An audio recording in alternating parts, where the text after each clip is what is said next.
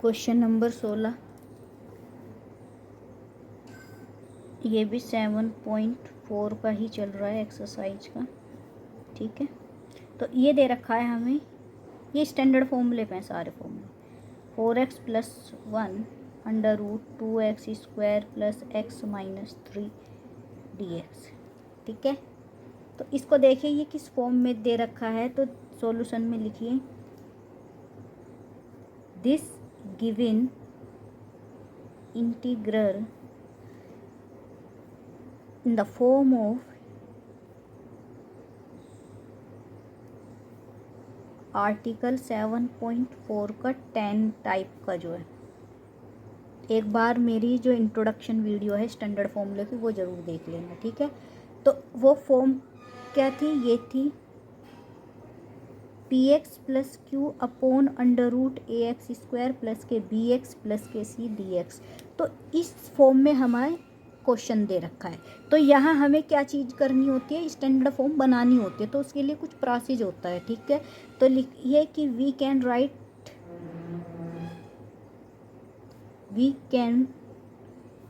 The given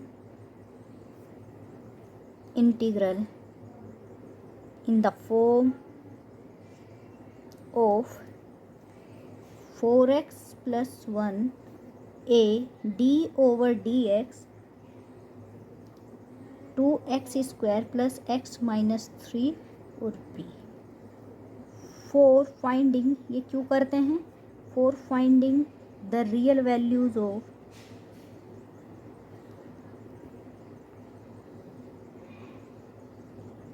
a and b। ठीक है, तो equating the coefficient of x and constant term. तो हमें यहाँ a और b real value find out करनी है, उससे पहले हमें डिफ्रेंशिएट करना पड़ेगा इस पूरी टर्म का। इसका क्या फ़ायदा होगा आगे देखिए, तो ये हमारा 4x+1 है, तो a d/dx निकाले विद रिस्पेक्ट टू x, तो ये हो जाएगा 4x+1, तो ये बन गया। ठीक है, अब प्लस के b, तो इसका अब क्या करते हैं, हमने लिखा है finding the real values of a and b and equating the x term and x का coefficient and b constant term. तो ये क्या हो जाएगा 4xa प्लस के a प्लस b।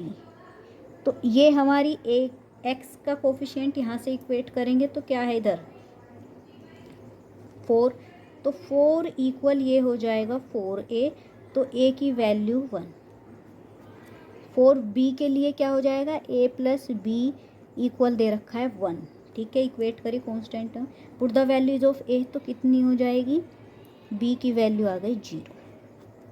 ठीक है, now put the values of a and b in the equation 1, in equation 1 put the value.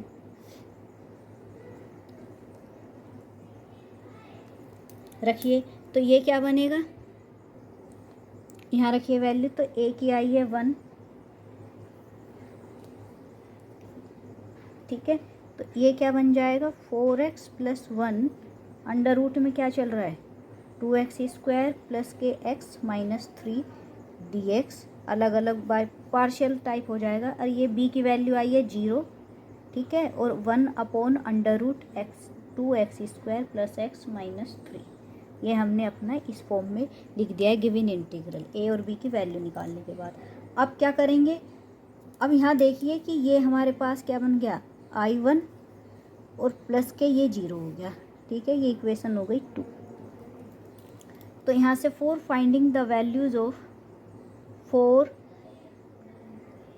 लिखिए, 4 finding the value of I1, तो I1 की निकालते हैं, तो ये I1 हमें गिवन क्या है 4x+1 upon under root 2x² plus x minus 3। अब देखिए यहाँ हमें फ़ायदा क्या हुआ है कि नीचे जो हमारे पास अंडर रूट में वैल्यू गिवन है उसका ऊपर क्या रखा हुआ है डेरिवेटिव, तो यहाँ डायरेक्ट क्या कर लेते हैं let the substitute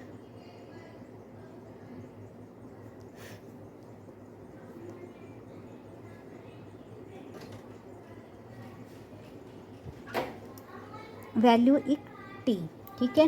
now the differentiate with respect to x, तो ये हो जाएगा 4x plus 1 dx equal dt।